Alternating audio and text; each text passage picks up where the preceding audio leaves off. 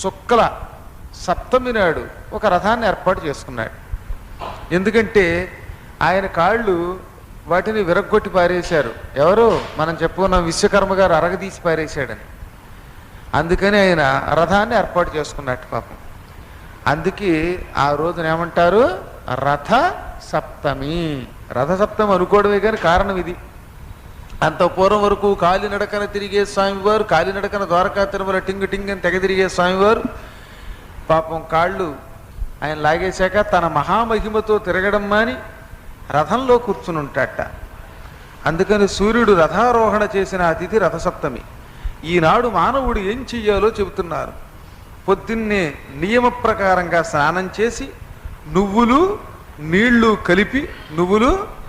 కలిపి చేతిలోకి తీసుకుని, ఓ మా పితృదేవతలారా, మీకు వీటిని సమర్పిస్తున్నాను, నువ్వులు నీళ్లు